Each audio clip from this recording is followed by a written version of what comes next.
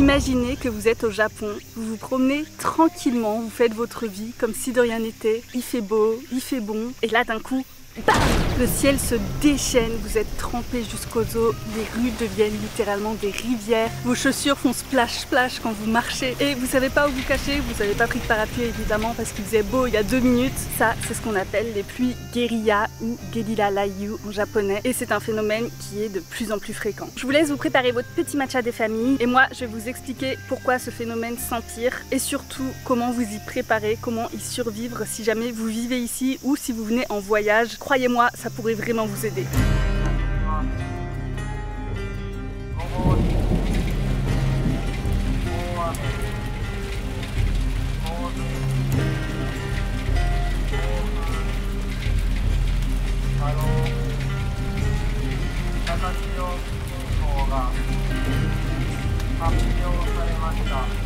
Je sais pas si vous avez vu ça dans les news, mais le 11 septembre dernier à Tokyo, on a battu un record historique parce qu'en 1 heure, il y a 92 mm d'eau qui sont tombés dans la ville. Je sais pas si vous vous rendez compte, mais c'est vraiment énorme, à tel point qu'il y a eu des sous-sols engloutis, les rues c'était littéralement des rivières, c'était choquant à voir vraiment. On a reçu plein d'alertes du gouvernement pour nous dire de faire attention. Il y avait certaines zones qui étaient très à risque, voire extrêmement dangereuses à cause des inondations. Donc il y a des rivières qui ont inondé, des égouts qui étaient plus en capacité d'absorber la pluie et qui explosaient littéralement. Il y a des lignes de train qui se sont arrêtées, il y a plein de magasins en sous-sol qui ont fini totalement inondés et qui le sont toujours à l'heure actuelle. Moi, ce jour-là, j'étais au travail. Bon, vous savez, mon travail, il consiste à aller filmer à l'extérieur. Donc voilà, heureusement, j'étais pas très loin du bureau à ce moment-là, mais c'est vraiment tombé d'un coup. Personne s'y attendait. Vraiment, c'était choquant. Genre, on avait les éclairs qui tombaient à côté de nous, la pluie, mais ça nous a trempés jusqu'aux os, même avec un parapluie. Et surtout, je suis restée bloquée au lieu de mes 30-40 minutes habituelles pour rentrer à la maison. J'ai mis 1h30 parce que les trains étaient arrêtés. Les bus étaient en retard forcément parce qu'il y avait de l'eau de partout. Les taxis étaient tous pris d'assaut, donc c'était impossible de commander un taxi non plus. Enfin voilà, j'étais bien dans l'embarras, mais j'ai quand même pu rentrer à la maison, ce qui n'était pas le cas de tout le monde à cause des inondations justement. Avant de continuer cette vidéo, laissez-moi vous présenter le sponsor du jour, Cyberghost VPN. Cyberghost, c'est l'un des meilleurs VPN du marché avec plus de 38 millions d'utilisateurs dans le monde et une note excellente sur Trustpilot basée sur plus de 20 000 avis. C'est super simple à utiliser et très utile au quotidien. Concrètement, ça vous permet de changer virtuellement votre localisation. Donc par exemple, si vous êtes en France, vous pouvez vous connecter au Japon ou aux États-Unis et ça vous permet de débloquer du contenu sur plus de 40 plateformes de streaming, que ce soit Netflix, Amazon Prime, Disney+, etc.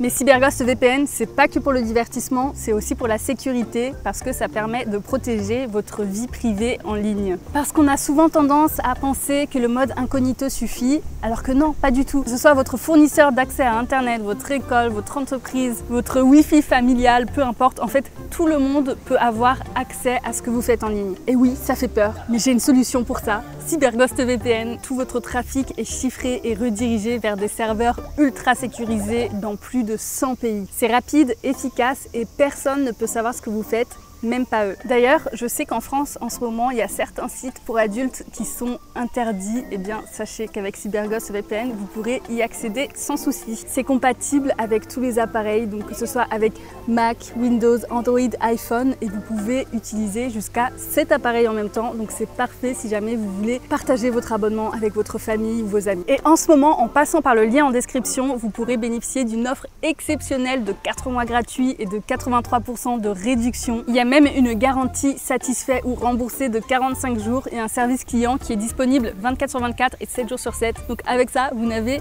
aucun risque. C'est vraiment un super produit que je vous recommande et en vous inscrivant avec le lien en description, ça m'aide aussi à créer plus de vidéos comme celle-ci. Donc voilà, merci à vous, merci à Cyberghost de sponsoriser la chaîne. Et nous, on retourne à la vidéo. Et donc, qu'est-ce que c'est ces fameuses pluies guérilla? Petite définition express pour vous expliquer vraiment ce que c'est ce phénomène. Gerilalayu, il n'y a pas vraiment de traduction en français à part littéralement pluie guérilla. C'est un terme qui est plutôt utilisé par les médias, mais si on prend des sources officielles comme l'agence météorologique japonaise, on va plutôt utiliser les termes fortes pluies de courte durée. En fait, ce sont des pluies qui sont très localisées, très intenses et qu'on a vraiment du mal à prévoir. C'est-à-dire que sur votre application météo, il peut y avoir écrit qu'il va faire très beau toute la journée et en fait non, il y a ça qui arrive d'un coup, d'un seul, sans que vous puissiez prévoir quoi que ce soit. Souvent, il y a l'orage qui va avec, donc vous avez des éclairs, le tonnerre qui gronde etc.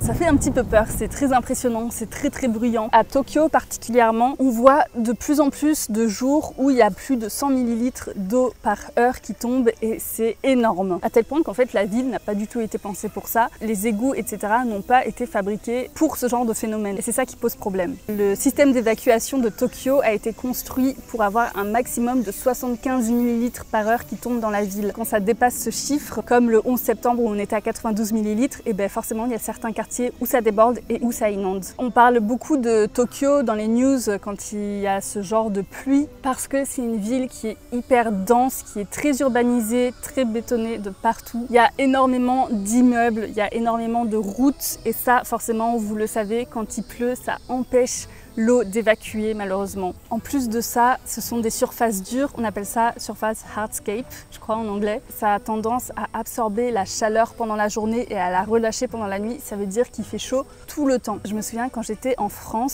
certes l'été il faisait chaud, mais au moins la nuit on respirait quand même un petit peu plus. Il suffisait d'ouvrir la fenêtre le soir pour pouvoir dormir tranquillement avec la fraîcheur de la nuit et c'était trop bien. Mais ici au Japon, à Tokyo en tout cas, vous n'y pensez même pas, c'est impossible. Parce que toute la chaleur qui a été accumulée par la ville dans la journée se dégage le soir. Et du coup, la sensation de chaleur, elle est limite pire qu'en journée en fait. En plus de cette chaleur-là, vous avez l'humidité qui est plus haute la nuit, donc c'est un cauchemar. Ça crée des nuages énormes et quand il se met à pleuvoir, eh bien, ça ne rigole pas vraiment. C'est ce qui provoque justement ces pluies intenses et très localisées.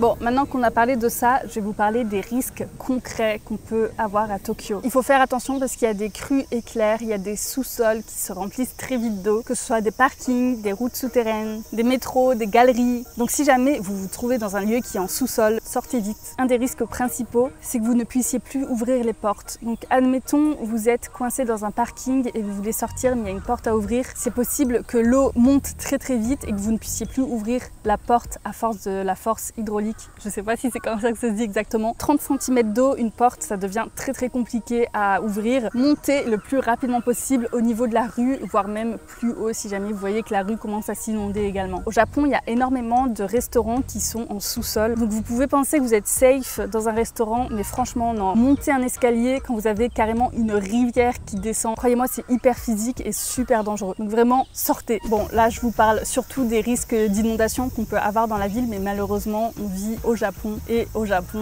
c'est très montagneux, c'est pas comme en France. Il y a vraiment des collines, des vallons, des montagnes de partout et ça, quand ce sol là il est gorgé de pluie, malheureusement il y a aussi des risques de glissement de terrain. Et on pourrait penser qu'à Tokyo on est safe parce que c'est plutôt plat comme ville quand on compare à d'autres endroits du Japon, mais en fait non, ça reste quand même assez vallonné et il y a énormément de quartiers qui sont à risque de glissement de terrain. Ça vous pouvez voir normalement sur la JMA, donc je vous en parlais plus tôt, mais c'est l'agence météorologique japonaise. Vous pouvez aller sur leur site pour voir quelles sont les zones qui sont à risque. Il y a également une application qui s'appelle Nerve qui vous permet de voir en temps réel donc les risques de glissement de terrain, les risques d'inondation, les risques de crues également de rivières. N'hésitez pas à télécharger cette application là quand vous venez au Japon ou à faire un saut sur le site de la mairie de Tokyo ou de la JMA. Vous aurez toutes les informations en temps réel dessus. Les Japonais ils sont vraiment ultra préparés à tout ce qui est catastrophe naturelle, donc vraiment vous aurez toutes les informations nécessaires là-dessus. Après, malheureusement, comme moi j'ai pu en être victime, il y a des perturbations majeures qui peuvent arriver à ces moments-là, comme les lignes de train qui s'arrêtent. Donc attendez-vous à rester bloqué à l'endroit où vous êtes quelques heures, le temps que tout se calme. Dans le pire des cas, ça peut arriver également qu'il y ait des coupures d'électricité. Ça, c'est arrivé pas à Tokyo, je crois, mais dans d'autres villes du Japon où il y a des quartiers qui n'ont pas eu d'électricité pendant plusieurs jours parce qu'il y a eu des tornades. En plus de ce phénomène de pluie torrentielle, il y a aussi des tornades qui peuvent arriver. Ça fait extrêmement peur. Cette ville-là, au Japon, ils ont eu tous leurs poteaux électriques qui sont tombés, ils ont eu des murs arrachés de maisons. Ça a été une grosse catastrophe et on a un peu peur que ça arrive à Tokyo aussi. D'ailleurs, quand on reçoit des alertes, il y a souvent écrit attention aux éclairs, attention aux tornades. Et je vous assure que quand vous recevez ça comme alerte, ça fait super peur. Nous, avec Mitsu et Mini, on vit dans une maison qui est faite en bois. Je peux vous assurer que si un jour il y a une tornade qui nous passe dessus, la maison, elle fera pas long feu, je pense. D'ailleurs, quelques jours après le tournage de cette vidéo, donc jeudi dernier, il y a un phénomène